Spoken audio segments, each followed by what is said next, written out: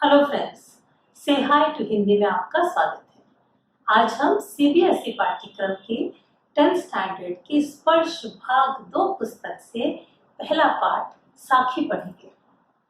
साखी कविता के फॉर्म में है, ये दोहे हैं और इसके कवि हैं संत कबीरदास जी। साखी के जो दोहे हैं उनको पढ़ने से पहले, समझने से पहले आइए कवि के बारे में थोड़ा सा जान लेते हैं। इससे आपको यह हेल्प होगी कि जब कभी आपसे 1 या 2 नंबर का क्वेश्चन यदि पूछा जाता है कबीरदास जी के बारे में या कवि के बारे में लिखिए, तो ये कुछ पॉइंट्स आपका वो आंसर इजीली बना देंगे। कबीरदास जी के बारे में सबसे पहली बात है कि वो भक्ति काल की निर्गुण शाखा के कवि थे। इसका क्या अर्थ है? इसका अर्थ है कि वे निराकार ईश्वर के निराकार रूप में विश्वास करते थे। उनके अनुसार ईश्वर पृथ्वी के, इस धरती के कण कण में व्याप्त है, हर जगह ओमनी प्रेजेंट है। तो उनके जो साकार रूप में वे विश्वास नहीं करते थे। दूसरा पॉइंट ये है कि उनकी जो साखियां हैं, उनके जो दोहे हैं, वे उनके अनुभवों के आधार पर, उनके विचार जो हैं उसमें, वो उनके अनुभवों के आधार पर है। जो उन्होंने देखा, समझा, जाना, उसी के आधार पर उन्होंने साखियां लिखी। एक्चुअली साखी का अर्थ ही है साक्षी।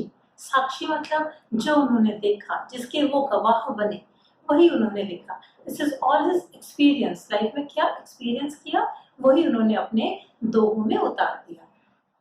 तीसरा पॉइंट है कि कबीरदास जी समाज सुधारक के रूप में देखे जाते हैं। उन्होंने समाज की बुरी रीतियों को, आडंबरों को, जो बुरी बातें थी, उन सब का उन्होंने विरोध किया। और वे दूसरी तरह से वे ईश्वर की भक्ति के रूप में भी उनकी कविताएं, उनके दोहे देखे जाते हैं। उन्होंने अपने दोहों में बुरी रीतियों, आडंबरों का खुलकर विरोध किया है। उनके दोहों में ईश्वर भक्ति का जो रूप है, ईश्वर भक्ति की भावना जो है, बहुत पाई जाती है। मेनली उनके दोहे ईश्वर भक्ति और आडंबरों और बुरी रीतियों का विरोध करते हुए, एक समाज सुधार करते हुए, इन्हीं 2 पहलुओं के आसपास ज्यादातर घूमते हैं। अगला पॉइंट है उनकी भाषा शैली कैसी थी। उनकी भाषा जो है बहुत साधारण लोक भाषा है, इजी टू अंडरस्टैंड है, सब लोगों के, पढ़ने वालों को आसानी से समझ में आ जाती है। उनकी भाषा को पंचमेल खिचड़ी कहा गया है। जैसा हमने पहले भी देखा कि उन्होंने जो साखियां लिखी हैं, जो दोहे लिखे हैं, वो जगह जगह घूमकर जो उनके एक्सपीरियंसेस हुए, उनके आधार पर लिखे हैं। तो जगह जगह घूमने के साथ साथ उन्होंने कई भाषाएं सीखी और उन सभी भाषाओं को उन्होंने अपने दोहों में समेट लिया, और इसीलिए उनकी भाषा पंचमेल खिचड़ी कहलाती है। इसमें राजस्थानी, गुजराती, भोजपुरी, अरबी, फारसी, पंजाबी आदि भाषाओं का मिश्रण दिखाई देता है। आइए दोहे समझना शुरू करते हैं।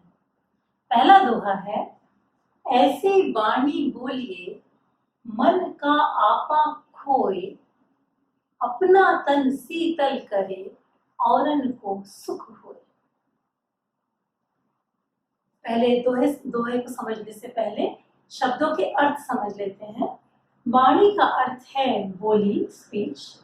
आपा का अर्थ है अहंकार। तन का अर्थ है शरीर। शीतल, शीतल या सुखी।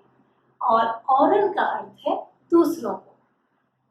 इस पहली साखी में कबीरदास जी ने मीठी वाणी के महत्व को बताया है, अपने पढ़ने वालों को, पाठकों को समझाया है कि मीठी वाणी, मीठी बोली जो होती है, उसका क्या महत्व होता है। आइए व्याख्या समझते हैं। ऐसी वाणी बोलिए मन का आपा खोए। कबीरदास जी कहते हैं कि मनुष्य को हमेशा ऐसी बोली बोलनी चाहिए जिसमें अहंकार न हो, अहंकार रहित भाषा बोलनी चाहिए। हमारे मन का अहंकार खो जाए। जब हम किसी से बात कर रहे हैं तो हमारे मन में अहंकार की भावना तनिक भी नहीं होनी चाहिए। अपना तन शीतल करे औरन को सुख होए। कबीरदास जी कहते हैं कि यदि हमारी भाषा विनम्रता और आदर से भरी हुई भाषा है। हम दूसरों से जब बात करते हैं तो हम विनम्रता और आदर के साथ लोगों के साथ बात करते हैं, मीठी बोली बोलते हैं, मधुर वचन बोलते हैं, तो हमें तो सुख मिलता ही है, सुनने वाले को भी आनंद की अनुभूति होती है। इस प्रकार इस दोहे का उद्देश्य है हमें हमेशा मीठी वाणी बोलनी चाहिए। दूसरा दोहा है, कस्तूरी कुंडली बसे मृग ढूंढे वन माही, ऐसे घटी घटी राम है दुनिया देखे नाही। यहाँ पहले शब्दों के अर्थ देख लेते हैं। कस्तूरी का अर्थ है एक सुगंधित पदार्थ जो माना जाता है कि हिमालय में पाए जाने वाला एक विशेष मृग होता है जिसकी नाभि में कस्तूरी पाई जाती है। कुंडली का अर्थ है नाभि, मृग हिरण, वन या जंगल, घटी घटी कण कण में, हर प्राणी के हृदय में। इस दोहे में कस्तूरी जो सुगंधित पदार्थ है और हिमालय में पाए जाने वाले एक विशेष मृग की नाभि में पाई जाती है, उसके उदाहरण द्वारा कबीरदास जी ने हमें बताया है कि ईश्वर सर्वव्यापी है। आइए इस दोहे का, इस साखी का अर्थ समझते हैं। कस्तूरी कुंडली बसे, कवि कहते हैं कि कस्तूरी जो है विशेष मृग, जो हिमालय में पाए जाने वाला विशेष मृग है, उसकी अपनी नाभि में ही पाई जाती है, कुंडली में ही बसती है, नाभि में बसती है। लेकिन मृग ढूंढे वन माही, लेकिन अज्ञानतावश मृग जानता ही नहीं है कि वो तो मेरे ही पास है। अज्ञानतावश वो मृग उसको जंगल में, जंगल के बीच में ढूंढता रहता है। आगे कवि कहते हैं, ऐसे घटी घटी राम है दुनिया देखे नाही। उसी प्रकार जिस प्रकार मृग अपनी नाभि में पाई जाने वाली कस्तूरी को समझ नहीं पाता कि वो उसी के पास है, उसे जंगल जंगल ढूंढता रहता है, उसी प्रकार मनुष्य भी अपने घट घट में, हर एक के हृदय में ईश्वर जो वास करते हैं, घटी घटी राम है, राम इस ईश्वर जो है हर प्राणी के अंदर निहित है, सर्वव्यापी है। लेकिन अज्ञानतावश मनुष्य उसे देखता नहीं है, दुनिया देखती नहीं है, पहचान नहीं पाते और पूजा स्थलों में, जंगलों में उसे ढूंढते रहते हैं। हमें अपने अंदर ही ईश्वर को खोजने का प्रयास करना चाहिए। जिस प्रकार हिमालय में पाए जाने वाला मृग अपनी नाभि में पाई जाने वाली कस्तूरी को अज्ञानतावश जंगल में ढूंढता रहता है, उसी प्रकार मनुष्य घट घटवासी ईश्वर को पूजा स्थलों में, वनों में ढूंढता रहता है। अर्थात ईश्वर सर्वव्यापी है, हमारे अंदर व्याप्त है, हमें अपने अंदर ही उसको ढूंढने का प्रयास करना चाहिए। तीसरी साखी है, जब मैं था तब हरि नहीं, अब हरि है मैं नाही, सब अंधियारा मिट गया जब दीपक देखा माही। इस साखी में कबीरदास जी बताते हैं कि अहंकार और भगवान दोनों साथ साथ नहीं रह सकते। पहले शब्दों के अर्थ देखते हैं। मैं का अर्थ है यहाँ अहंकार, हरि ईश्वर, अंधियारा अंधकार, दीपक दिव्य ज्योति, माही बीच। इस दोहे में, इस साखी में कबीरदास जी बताते हैं कि जब तक हमारे मन में, मनुष्य के मन में अहंकार की भावना रहती है, उसे ईश्वर रूपी ज्ञान कभी प्राप्त नहीं हो सकता। आइए व्याख्या देखते हैं। जब मैं था तब हरि नहीं, कबीरदास जी कहते हैं कि जब तक मेरे मन में अहंकार की भावना थी, मैं जो कि अहंकार है, अहंकार की भावना थी, तब तक मुझे ईश्वर की प्राप्ति नहीं हुई थी। लेकिन अब जब मैंने ईश्वर के रूप को जान लिया है, ईश्वर रूपी दीपक को देख लिया है, समझ लिया है, तब मेरे मन में अहंकार की भावना बची ही नहीं है। अब हरि है, मैं नहीं। अब मुझे ईश्वर की प्राप्ति हो गई है। क्यों? क्योंकि मैंने अहंकार को त्याग दिया है। जब तक हमारे मन में स्वार्थ की भावना रहती है, तब तक हम कुछ अच्छा न कर सकते हैं, न अच्छा पा सकते हैं। यही कबीरदास जी हमें बताना चाहते हैं। सब अंधियारा मिट गया, जब दीपक देखा माही। और जब मुझे ईश्वर रूपी दीपक की, ईश्वर रूपी ज्ञान की प्राप्ति हुई, तो मेरे मन का जो अहंकार है, जो अंधियारा है, वो सब दूर हो गया। जब मुझ में अहंकार था, तब मुझे ईश्वर की प्राप्ति नहीं हुई थी। जब मैंने ज्योति रूपी ईश्वर को पाया, तो मन का अहंकार और अंधकार दोनों ही दूर हो गए। चौथी साखी है, सुखिया सब संसार है, खाए अरु सोवे। दुखिया दास कबीर है, जागे अरु रोवे। शब्दों के अर्थ देख लेते हैं। सुखिया का अर्थ है सुखी, हैप्पी। खाए का अर्थ है खाता है। अरु और सोए, सोता है, स्लीप्स। दुखिया, दुखी, सैड। दास का अर्थ है भक्त, डिवोटी। और रोए का अर्थ है रोता है। इस दोहे द्वारा कबीरदास जी ने हमें बताया है कि वो इस संसार की ये दशा देखकर बहुत दुखी हैं। कौन सी दशा? कि लोग जो है सिर्फ अपने अच्छा खाने, अच्छा पहनने, अच्छा सोने में ही स्वयं को सुखी मान रहे हैं। वे ईश्वर भक्ति को भूल चुके हैं। सिर्फ माया मोह में फंसकर अपने आप को सुखी समझ रहे हैं। और यह देखकर कबीरदास जी, क्योंकि उन्हें ईश्वर भक्ति, वे ईश्वर भक्ति में लीन रहते हैं और उन्हें ईश्वर का ज्ञान है, उन्हें इस बात की समझ है कि संसार में ईश्वर भक्ति ही हमारा सबसे बड़ा उद्देश्य है, इसलिए वो बहुत दुखी है। और समझते हैं, सुखिया सब संसार है, खाए अरु सोवे। कबीरदास जी कहते हैं कि ये सारा संसार सुखी है। कौन सुखी है? जो लोग खाते हैं और सुख से सोते हैं। They are happy, enjoying their life. तो अच्छा खाते हैं, अच्छा पहनते हैं, अच्छा सोते हैं, अच्छी नींद लेते हैं और अपने आप को सुखी समझते हैं। लेकिन वो स्वयं को, कबीरदास जी स्वयं को कहते हैं, स्वयं के बारे में कहते हुए कहते हैं, दुखिया दास कबीर है। दुखी है, दास कबीर। दास मतलब ईश्वर का दास, ईश्वर का भक्त। कबीर है, जागे अरु रोवे। वो दिन रात जागता है ईश्वर भक्ति में। और संसार की यह दशा देखकर कि लोग माया मोह में फंसकर अपने आप को सुखी समझ रहे हैं, यह दशा देखकर दिन रात रोता है। अर्थ है, लोग माया रूपी अंधकार में फंसकर स्वयं को सुखी समझते हैं। यह देखकर ईश्वर भक्त कबीरदास जी बहुत दुखी हैं। अगला दोहा है, विरह भुवंगम तन बसे, मंत्र न लागे कोई। राम वियोगी ना जिवे, जिवे तो बौरा होए।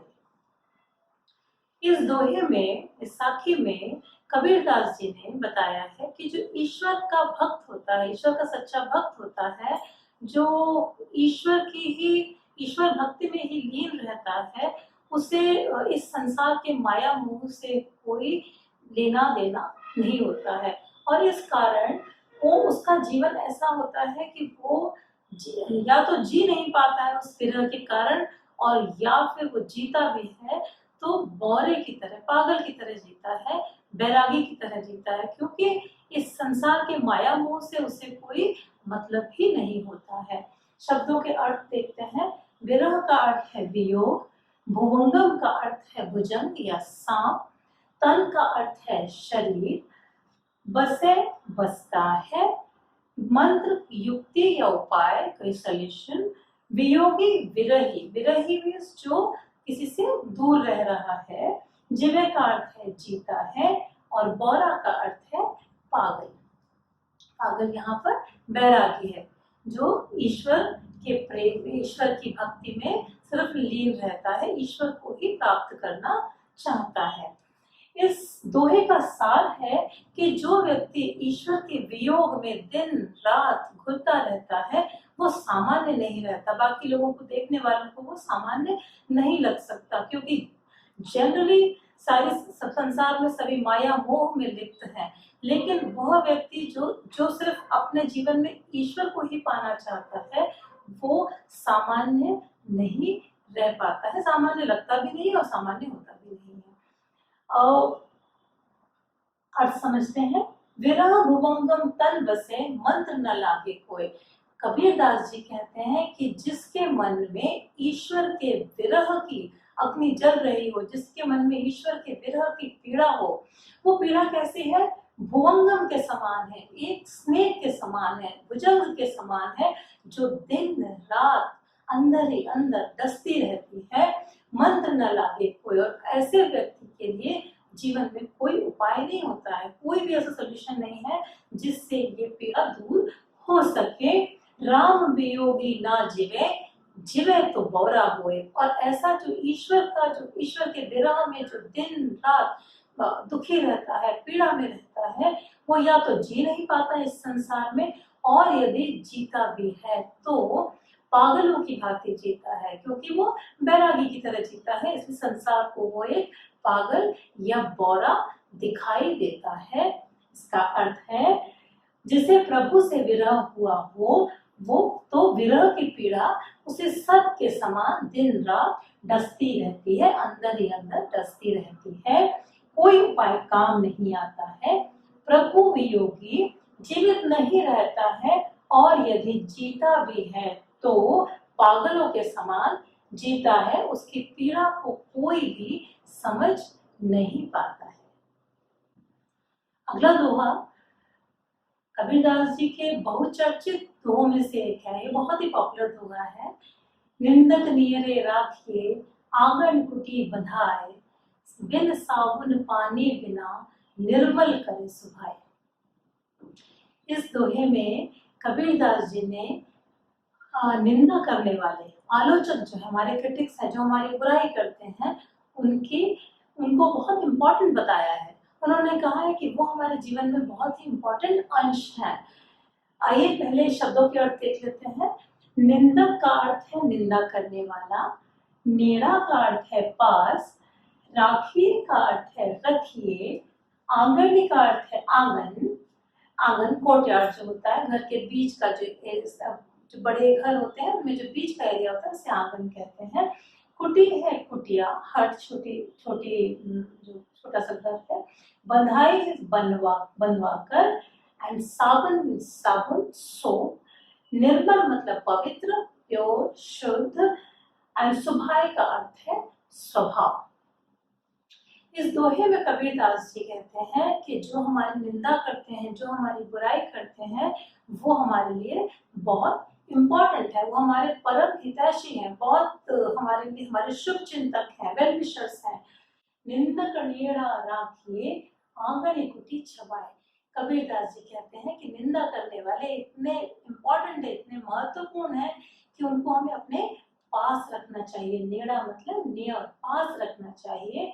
आंगन कुटी बधाए, और हो सके तो अपने ही आंगन में, अपने ही घर के आंगन में उनके लिए एक छोटी सी कुटिया बना देनी चाहिए, उनके रहने का इंतजाम कर देना चाहिए। बिकॉज पास में रहेंगे तो बार बार हमारी गलतियों को बताएंगे, और इससे हम अपनी गलतियां सुधारने का हमें अवसर मिलेगा। आंगन कुटी बधाए, आंगन में ही एक कुटिया बना देनी चाहिए, हो सके तो उनके लिए।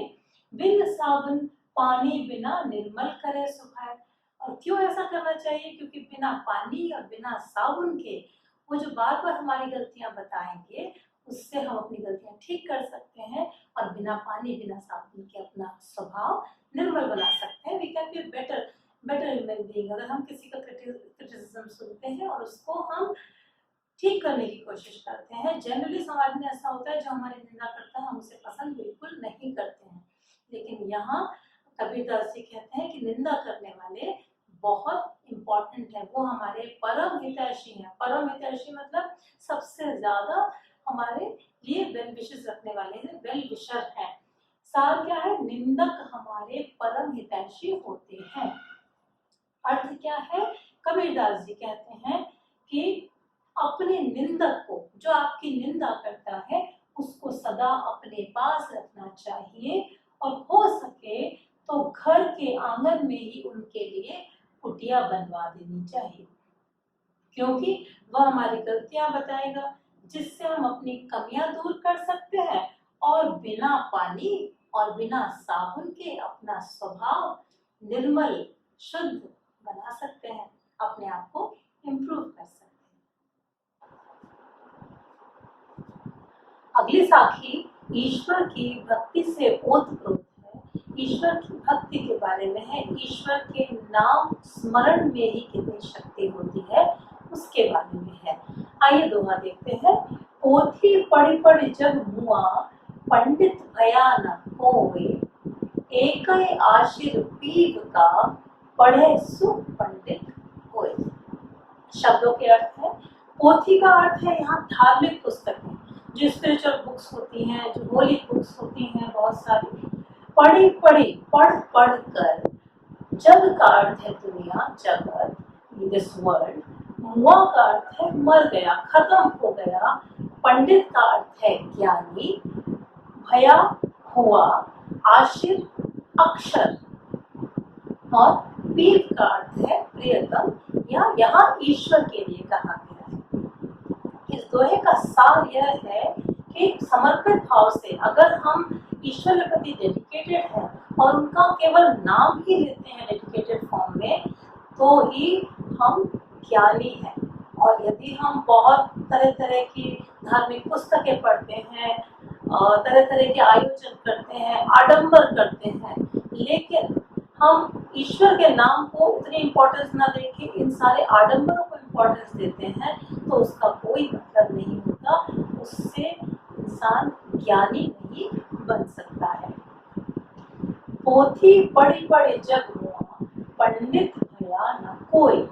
संत कबीरदास जी कहते हैं कि इस संसार में बहुत सारे ऐसे लोग हुए जिन्होंने बहुत धार्मिक ग्रंथ पढ़े, बहुत ज्ञान की बातें पढ़ी, पोथी पढ़ पढ़, अनेक धार्मिक ग्रंथ पढ़ पढ़ कर जब खत्म हो गया, थक गया, लेकिन पंडित नहीं बन पाए। ऐसे लोग सच्चे ज्ञानी नहीं बन पाए, सच्चे ज्ञानी नहीं कहला सकते हैं। क्यों? एकै आशर पीव का, पढ़े सु पंडित, पढ़े सु पंडित। कबीरदास जी कहते हैं, जैसा हमने पहले देखा था कि कबीरदास जी आडंबरों में विश्वास नहीं करते हैं, ईश्वर के साकार रूप में विश्वास नहीं करते। वो कहते हैं कि ईश्वर की पूजा करने का कोई एक पर्टिकुलर तरीका नहीं होता है। ईश्वर को हम सच्चे दिल से जहाँ जब याद करें, that is more than enough. तो वही कहते हैं कि एक ही आशत पीठ का, एक ईश्वर का नाम ही जो है, अगर वही हम पढ़ लें, वही हम सच्चे मन से याद कर लें, सुमिरन कर लें, तो वही इंसान जो है सच्चा पंडित हो सकता है, सच्चा पंडित कहलाता है। कबीरदास जी कहते हैं कि यह संसार पोथियां पढ़ पढ़ कर थक गया है, खत्म हो गया है, किंतु ज्ञानी नहीं बन सका। और परंतु जो मनुष्य सच्चे मन से प्रियतम अर्थात ईश्वर को याद करता है, स्मरण करता है, वही सच्चा ज्ञानी बन जाता है। आइए अब अंतिम साखी देखते हैं। इस साखी में अगेन कबीरदास जी ने ईश्वर भक्ति के बारे में ही बताया है, और कबीरदास जी कहते हैं कि ईश्वर भक्ति की राह में हमें सारी सांसारिक इच्छाएं जो हैं उनका दमन करना पड़ता है, उन्हें छोड़ देना पड़ता है, तभी हमें ईश्वर की प्राप्ति होती है, ऐसा कबीरदास जी का मानना है। हम घर जालिया अपना, लिया मुराड़ा हाथे, अब घर जालों तास का, जे चले हमारे साथ। कबीरदास जी कहते हैं कि हम जो हमारे साथ चलने वाले हैं, उन्हें भी अपनी सांसारिक इच्छाओं को त्यागना पड़ेगा, क्योंकि ईश्वर भक्ति की राह में सांसारिक इच्छाएं हमेशा पीछे छोड़ देनी पड़ती हैं। शब्दों के अर्थ देखते हैं। हम का अर्थ यहाँ है मैंने, जालिया जलाया, लिया लेकर, मुराड़ा जलती हुई लकड़ी मशाल, हाथी हाथ में जालूं जलाऊं, तास का उसका, जे जो, और साथ का अर्थ है साथ। इस जैसा पहले मैंने बताया, इस दोहे का, इस साखी का सार यह है कि सांसारिक इच्छाओं को, जो हमारी बहुत तरह तरह की इच्छाएं होती हैं, उनको त्याग कर ही ईश्वर को पाया जा सकता है। सांसारिक इच्छाओं के में ही अगर हम माया मोह में ही फंसे रहेंगे तो ईश्वर को पाना बहुत कठिन है, बहुत मुश्किल है। लेकिन जब हम सांसारिक इच्छाओं का दमन कर देते हैं, उन्हें पीछे छोड़ देते हैं, माया मोह के बंधन से बाहर निकल जाते हैं, तो ईश्वर को पाना आसान हो जाता है। जो कॉमन पर्सन है वो इसी खाने पीने और सोने में ही मगन है। उसे ईश्वर प्राप्ति के लिए इन सब सांसारिक इच्छाओं का, अपनों का, माया का, मोह का, सबका त्याग करना बहुत जरूरी है। हम घर जालिया आपना, लिया मुराड़ा हाथ। कबीरदास जी कहते हैं हम मतलब मैंने अपने ही हाथ में मशाल लेकर अपने घर को जला दिया। ये घर का अर्थ है उनकी सांसारिक इच्छाएं, अपनी इच्छाओं को जला दिया है। घर यहाँ सिंबल है इच्छाओं का। अब घर जालो तास का, जे चले हमारे साथ। कबीरदास जी कहते हैं जे चले हमारे साथ है, जो हमारे साथ ईश्वर भक्ति की इस राह पर आना चाहेंगे, आना चाहते हैं, मैं उनका भी घर जला दूंगा, अर्थात उन्हें भी इस सांसारिक इच्छाओं से मुक्ति दिला दूंगा, उन्हें इस संसार से विरक्त कर दूंगा। They will not be interested in this Maya more anymore. अर्थ क्या है? कबीरदास जी कहते हैं कि उन्होंने अपने हाथ में मशाल, लकड़ी, जलती हुई लकड़ी लेकर अपने घर अर्थात सांसारिक इच्छाओं को नष्ट कर दिया है, जला दिया है, और जो भी मेरे साथ भक्ति की राह पर चलेगा, जो उनके साथ आना चाहता है, उसके मन में भी वे संसार के प्रति विरक्ति की भावना जगा देंगे। बिना माया मोह को छोड़े, कबीरदास जी का मानना है कि बिना माया मोह के बंधन को छोड़े आप ईश्वर प्राप्ति नहीं कर सकते हैं। आशा है आपको ये वीडियो पसंद आई होगी, ये सारी साखियां आपको समझ में आ गई होंगी। यदि आप इस पाठ से संबंधित कुछ प्रश्न पूछना चाहते हैं तो कमेंट सेक्शन में लिखकर पूछ सकते हैं। और यदि आपको ये वीडियो पसंद आई है तो प्लीज लाइक करें, शेयर करें और सब्सक्राइब करें। अंत में बेल आइकन को दबाना ना भूलें, क्योंकि उसी के द्वारा आपको अपडेट्स मिलेंगे। Thank you for watching.